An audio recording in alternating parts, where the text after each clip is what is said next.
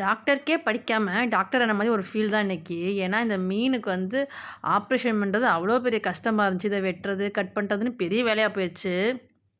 எப்பயுமே மீன் கடையில போய் மீன் வாங்கி கட் பண்ணியே வாங்கிட்டு வந்துருவோமா, அது நம்மளுக்கு ஒண்ணுமே தெரியாது. இன்னைக்கு வந்து இந்த மீன் வந்து பிடிக்கிற இடத்துலயே வாங்கிட்டு வந்தாச்சு. ஸோ வந்து கட் பண்ணது ரொம்ப கஷ்டமா போயிருச்சு. மீன் சைஸ் என்னமோ பார்த்தா இதுவரைக்கும் இப்படி ஒரு சைஸே பார்த்ததில்ல. அந்த அளவுக்கு ஒரு ஒரு மீனும் ஒரு ஒரு கிலோ இருந்துச்சு. அவ்வளோ பெரிய மீனாச்சு. உங்களுக்கு தலைய பார்த்தாலே தெரியும். ஆனா, அந்த மீன் வேற வந்து எல்லாம் ஃபுல்லா வழுவழுன்னு இருந்துச்சா, சரி கட் பண்ணவும் முடியல. ஆனா, கடல் மீன் மட்டும் நல்லா வழுக்காது. இந்த குளத்துல பிடிச்ச மீன் மட்டும் ஏன் தெரியல, இந்த அளவுக்கு வந்து வழுக்கு வழுக்குன்னு இருக்கு. நம்மளுக்கு கட் பண்றது ரொம்ப பெரிய கஷ்டமாயிருச்சு. அப்புறம் கொஞ்சம் கோலப்பொடி, கொஞ்சம் மணல்னு போட்டு ரொம்ப வச்சு இது கட் பண்ணி எடுக்கிறதுக்குள்ள ஒரு 1 1/2 மணி நேரத்துக்கிட்ட ஆயிருச்சு. ஃபைனலா மீன்லாம் கட் பண்ணி முடிச்சதுக்கப்புறம் மசாலாவும் தடவியாச்சு. இந்த மசாலாவுக்கு வந்து நான் என்ன போட்டுருக்கேன்னா, 1 ஸ்பூன் மிளகாய் பொடி, கொஞ்சம் சீரகத்தூள், சோம்புத்தூள், கொஞ்சமா மஞ்சள் பொடி, கொஞ்சமா பெப்பர் தூள், அப்புறம் வந்து கொஞ்சமா கார்ன்ஃப்ளவர் ஆட் பண்ணியிருக்கேன். நீங்க எப்படி பண்ணுவீங்கன்ட்டு எனக்கு மறக்காம சொல்லுங்க. இத போட்டு மீன் வறுவலுக்கு ஒரு பக்கம் ரெடி பண்ணியாச்சு. குழம்புக்கு வந்து இன்னைக்கு மாங்காய் போட்டு தான்.